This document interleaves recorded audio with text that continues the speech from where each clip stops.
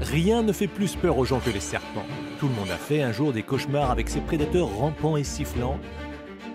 Même l'intrépide Indiana Jones a peur d'eux.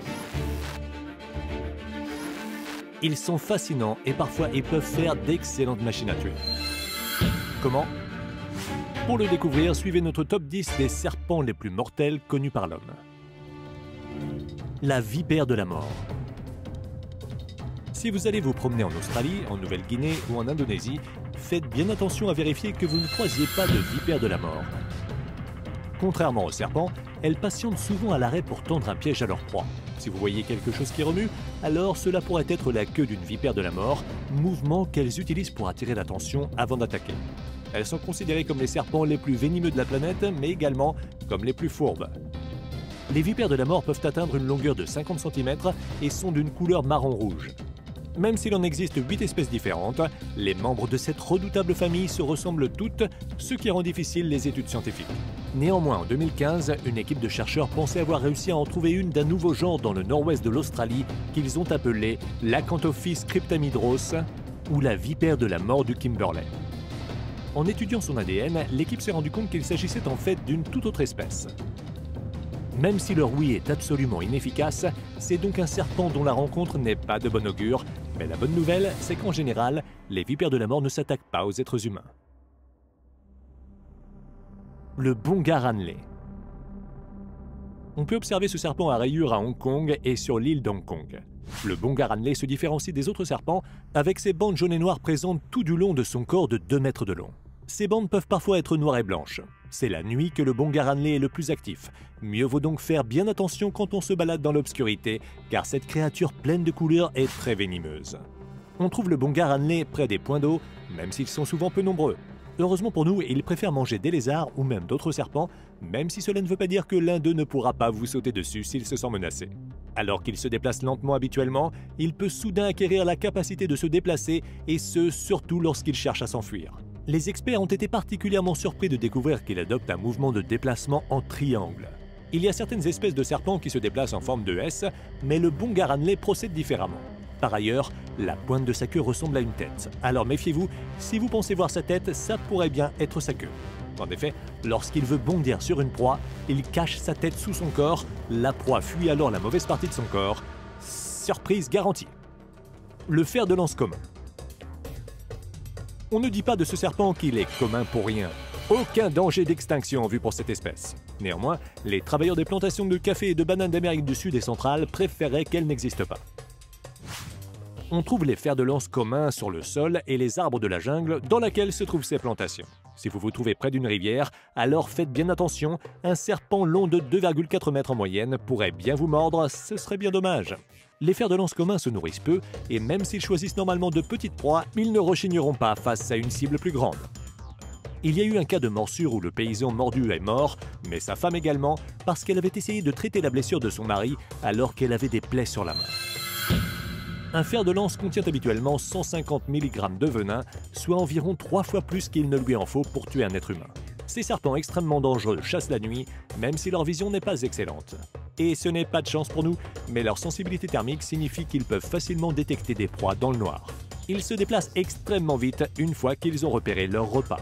Ils sont mis à bas par portée de 50 à 70, donc autant vous dire qu'ils vont longtemps faire partie du décor. Le serpent des arbres. S'il y avait un concours de beauté pour les serpents, c'est le serpent des arbres qui le gagnerait. Pourquoi? Il est principalement reconnu pour ses grands yeux d'une splendeur rare, particulièrement jolis sur les plus jeunes serpents. Natif de l'Afrique subsaharienne, il peut atteindre 1,2 à 1,8 mètres de long. On le trouve souvent dans les arbres et il peut vivre dans les milieux divers.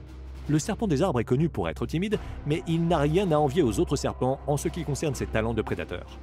Ce n'est qu'à partir des années 1950 qu'on s'est rendu compte à quel point il était dangereux quand un zoologue insouciant a été tué par une morsure mortelle. Il a été probablement charmé par la peau colorée du serpent, une caractéristique notable des mâles de cette espèce. Les femelles se contentent d'un marron plus classique. Mais tout se complique quand ils se mettent à mordre. Leur crochet se trouve à l'arrière de la mâchoire, donc ils doivent ouvrir leur bouche à l'extrême pour les planter. Mais la réaction à leur morsure n'est pas non plus des plus douces, car cela provoque une réaction hémotoxique chez les victimes. Le venin attaque vos globules rouges, votre sang n'arrive plus à coaguler et vous vous mettez à vous vider de votre sang de façon assez lente et sordide. Vous serez ravi d'entendre qu'il existe un antivenin pour vous protéger de cette charmante créature aux tendances assassines. Le cobra royal. Le serpent le plus célèbre dont nous allons vous parler aujourd'hui est l'Ophiopagus ana, bien qu'il soit plus connu sous le nom de cobra royal. Ce n'est pas un hasard s'il est royal, non seulement c'est le plus long serpent venimeux au monde, avec sa longueur terrifiante pouvant atteindre 5 mètres dans certains cas, mais c'est également le plus effrayant. Même un aventurier aguerri serait épouvanté de tomber nez à nez avec lui. Mais ce n'est pas tout. Le plus effrayant, c'est son sifflement qui lui est propre, mais aussi le fait qu'il puisse gonfler le capuchon de sa tête. Cet animal royal est un carnivore et une seule de ses morsures contient assez de neurotoxines pour tuer non pas une, mais 20 personnes. Heureusement, c'est plutôt un animal solitaire. Il se contente de manger d'autres serpents, des lézards et autres petits animaux. Son royaume se situe dans les forêts tropicales et les plaines d'Inde, de Chine septentrionale et de l'Asie du Sud-Est. Cependant, on le retrouve également dans des paniers où les charmeurs de serpents s'amusent à les faire danser. Même si ces serpents semblent bouger au son de la flûte des charmeurs, il ne peut en fait pas l'entendre, c'est plutôt le mouvement de l'instrument qu'il suit. L'échide carénée. Les serpents sont connus pour leurs puissants crochets, mais parfois, d'autres parties de leur corps peuvent être tout aussi aiguisées. Prenez l'échide carénée par exemple. C'est un serpent que l'on trouve dans des milieux arides de l'Afrique, de la péninsule arabique et de l'Inde. On la nomme ainsi en raison de ses écailles carénées, visibles de tous les côtés de son corps. Ces écailles sont secouées par l'animal, les frottements les unes sur les autres créant un sifflement intimidant. Si vous entendez ce bruit, alors mieux vaut garder vos distances, il s'agit d'un signal de la part du serpent. L'autre manière qui vous aidera à en reconnaître une, c'est leur tête en forme de poire et leur apparence corpulente. La plus grosse qu'on ait jamais retrouvée faisait 0,9 mètres, donc elles sont loin d'être énormes, mais mieux vaut ne pas l'embêter si jamais vous en voyez une la nuit. Contrairement aux autres serpents que nous avons évoqués jusqu'ici, elles ne sont pas timides, quitte à être plutôt agressives. Pour ce qui est du meurtre d'êtres humains, oui, elles sont les reines. Le serpent-tigre. Ces serpents sont assez féroces pour être désignés par le nom d'autres prédateurs. Voici le serpent-tigre qui partage leur nom avec un gros chat dévoreur d'humains. On les appelle ainsi à cause des bandes jaunes visibles sur certains spécimens. Même si cela apporte un peu à confusion, tous ces serpents-tigres ne sont pas rayés. Natifs de l'Australie septentrionale, ils aiment les milieux humides comme les marécages et les lagons. Cependant, on les trouve aussi dans les forêts dégagées. Ils peuvent atteindre 2,1 mètres, même s'ils sont principalement présents au sol, on peut parfois les apercevoir en train de grimper dans les arbres. Ce sont des chasseurs qui sortent pendant la journée, vous devriez donc pouvoir en apercevoir assez facilement si vous allez en Australie, même si le serpent-tigre n'aura finalement que peu d'intérêt pour vous. Il préfère le goût de la grenouille et du poisson, ainsi que celui des petits mammifères. Cela ne veut pas dire que vous ne pourrez pas l'énerver, si c'est le cas, alors il se redressera comme un cobra. La puissante neurotoxine de son venin peut potentiellement vous tuer, ce qui fait de lui un prédateur majeur dans la nature.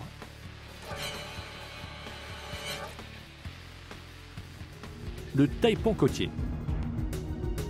Le taipan côtier, que l'on trouve dans les régions les plus chaudes de l'Australie et de la Nouvelle-Guinée, est un serpent fascinant, bien qu'il soit aussi extrêmement mortel. Cette créature venimeuse tire son nom taipan du dialecte du peuple Witmunkan de la péninsule du Cap York. Ce nom a été popularisé lorsqu'un célèbre anthropologue a réussi à en attraper un et à le vider de son venin. Donc, même si c'est un prédateur notoire, le taipan côtier a de quoi être embarrassé. On sait déjà que cet animal peut nous faire du mal rien qu'à la forme de sa tête. Croyez-le ou pas, elle a la forme d'un cercueil. Vous ne pourrez pas le reconnaître facilement à sa couleur parce qu'elle change en fonction des saisons. Alors essayez de vous repérer à sa tête, elle-même attachée à un corps qui peut faire entre 2 et 3 mètres de long. Il reste facilement repérable en raison du fait qu'il se déplace avec la tête haute afin d'utiliser sa vue perçante pour repérer des proies. Même s'il préfère les milieux naturels, vous pourrez apercevoir le taipan dans des endroits tels que les déchetteries où il trouve plus facilement des mets délicats tels que des rats. Vous n'obtiendrez pas de mort lente avec ce serpent, il mord sa proie puis la laisse souffrir avant de revenir pour la dévorer. Plutôt brutal. Le serpent de Belcher. Certains serpents sont nommés d'après des prédateurs, comme des tigres, d'autres d'après des hommes. En 1849, l'explorateur Sir Edward Belcher découvrit cette espèce marine de serpent, l'évolution d'une espèce terrestre. On le nomma Hydrophis belcheri ou serpent de Belcher pour les intimes. Il vit en Asie du Sud-Est et en Océanie et ressemble à n'importe quel serpent avec quelques petites différences. Par exemple, il a une queue qui ressemble plutôt à une queue de poisson qu'à une queue de serpent.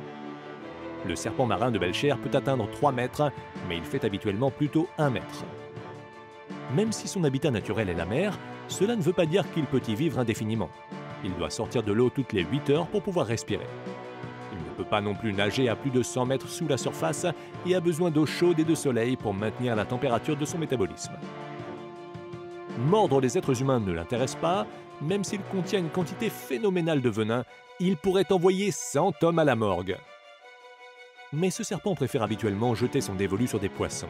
Tant mieux, parce que ce serpent est connu comme le plus venimeux au monde. Le mamba noir. L'un des serpents les plus mortels au monde est également l'un des plus incompris. À commencer par son nom. On l'appelle le mamba noir, mais sa tête et son corps sont en fait plutôt vert olive, gris ou marron. Le noir se trouve seulement dans sa bouche. Quand sa mâchoire s'ouvre vers vous, on y distingue alors une couleur d'un noir bleuté.